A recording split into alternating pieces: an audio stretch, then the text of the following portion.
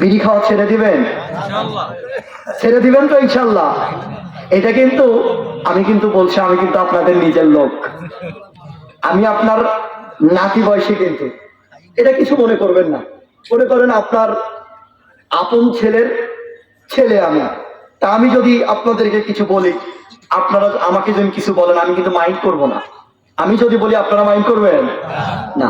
এটা কিন্তু বেশি কিছু নয়, এটা সামান্য একটা ব্যাপার। ছেড়ে দেন, ছেড়ে দিতে হবে।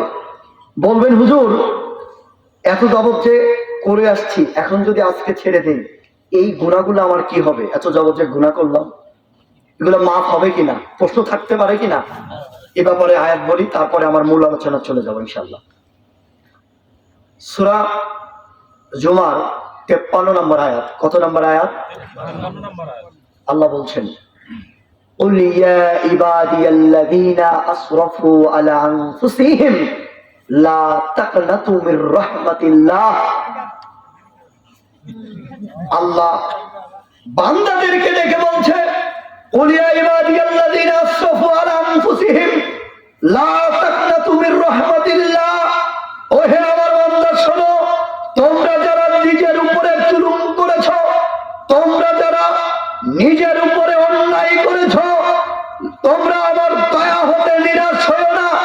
যদি তুমি নেশাদার দ্রব্য পানকারী হয়ে থাকো, যদি তুমি মদ পানকারী হয়ে থাকো, যদি তুমি জুয়ার মতো এমন পাপে লিপ্ত হয়ে থাকো, যদি তুমি সুদ খেয়ে থাকো, তুমি যদি জিনা করে থাকো, তুমি যদি নানান অন্যায় কাজের সাথে জড়িত হয়ে থাকো, তোমরা আমার দয়া হতে নিরাশ হয়ো না। তোমরা আমার দয়া হতে নিরাশ হয়ো না। তোমরা আমার দয়া হতে নিরাশ হয়ো না। ইন্নাল্লাহা ইয়াগফিরুয যুনুবা জামিআ। আমি আল্লাহ তোমার সমস্ত গুনাহ ক্ষমা করে দেব, যদি তোমরা সেই গুনার প্রতি অনুতপ্ত হও। সুবহানাল্লাহ। আপনি জিনা করেছেন, আপনি সুদ খেয়েছেন, আপনি 4 হোটেলে টেলিভিশন চালু করে দিয়ে প্রায় 30 বছর ধরে ব্যবসা করেছেন। আপনি নিষেধাজ্ঞ 40 বছর ধরে খান, আপনি 40 বছর ধরে খান। আপনি যদি আজকে তওবা করেন, অনুতপ্ত হন গুনাহটার প্রতি, এগুলো সব গুনাহ আল্লাহ ক্ষমা করে দিবেন সাথে। আরো জোরে বলি সুবহানাল্লাহ। তাহলে নিরাশ হওয়ার কিছু আছে? কিছু আছে? কিচ্ছু নাই।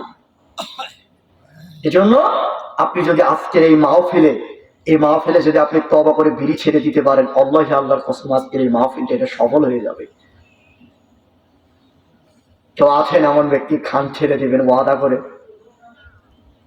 পারবেন? করেন না, ওয়াদাটা করেন। কি করলেন? আল্লাহ কবুল করেন, আমিন। আরো জোরে সরে বলে আমিন। একজন ওয়াদা করেছেন উনি আর বিড়ি খাবেন না, আল্লাহ কবুল করুক। আল্লাহ আজকে একজন ব্যক্তি বলল, সে ওয়াদা করলো তোমার নিকটে সে আর বিড়ি খাবে না। আল্লাহ তুমি তাকে কবুল করে নাও। আল্লাহ তার উপরে যত বালা মুসিবত আসবে, সমস্ত বালা মুসিবত আল্লাহ তুমি তার থেকে তুমি তাকে হেফাজত করো এবং তাকে তুমি হেদায়েত দান করো, বলেন আমিন। আলহামদুলিল্লাহ। তুই যদি ছেড়ে দেয়, সত্যি আল্লাহর কসম আজকের মাহফিল সফল।